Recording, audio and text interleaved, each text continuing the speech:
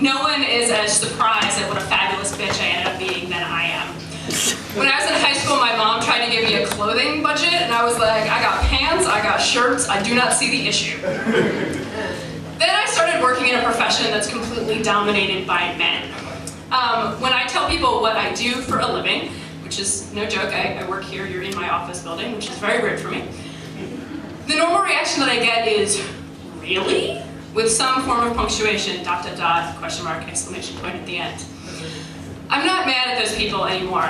That is actually the polite way of saying, but we're in a bar, but you just said a bad word, but we're watching a drag show, but you're a girl, but you're really young. It's fine, I get it all the time, and I own a mirror and a television, so I understand I don't look like what you're expecting. I did the opening liturgy at a big church conference recently. There were 7 ordained people on the stage. P.S. we don't do anything in the church that needs 7 people, for real. And I was the only woman. When I go to buy clergy shirts, they don't fit because they don't sell women's shirts. They sell very small men's shirts with no darts, which are what make a woman's shirt a woman's shirt. So when the body that you wake up in every day confronts people's expectations and their stereotypes, you actually have a couple of interesting choices. There's, of course, what I like to call the polyester pantsuit approach, where you swaddle this part in a lot of fabric. You get rid of your hair, chop it off, pull it back, something like that. If you're gonna wear a skirt, make sure it covers up those knees. Or you can say to yourself, if people are going to look at me and stare at me, I might as well give them something to look at.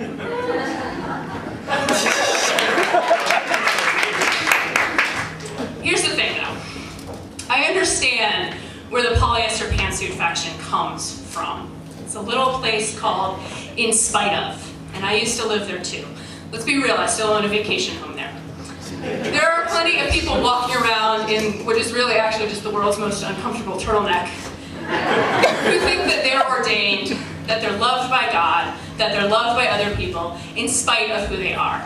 In spite of the fact that they're gay, or they're a person of color, or they're a woman, or they're too young, or they're too old. And I used to think that too. Way back in the early 2000s, that is now a decade, that's now not now, I was sitting in a pew in my church in Chicago, going over and over again in my head, the facts, or the reasons why I should never go to seminary, I should never be a priest, I should never pursue this crazy idea that I had. And I looked up to see the 3 ministers who were doing the communion service approach the altar. And on that day, what didn't strike me was the fact that they were 3 white men of almost identical height, wearing identical robes.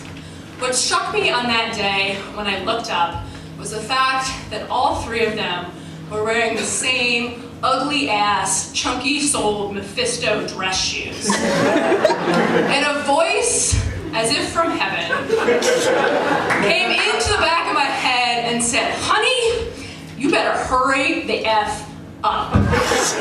And you better work.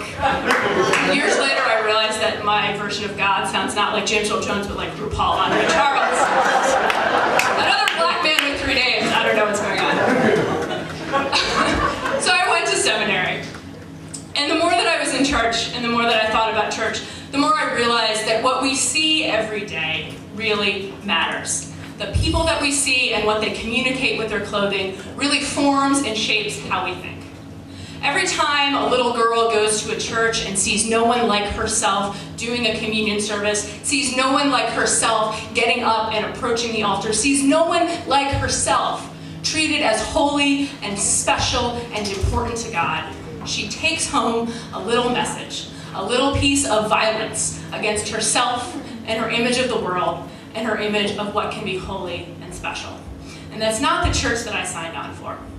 The church that I signed on for, when we tell our story right, and I'll be honest, we don't do that very often, when we tell our story right, it's a story that's not just for identical white men of the same height, with really ugly shoes and really weird white dresses. It's a story for everyone. For the young and the old, for the male and the female, and the people too fabulous to work on that gender binary.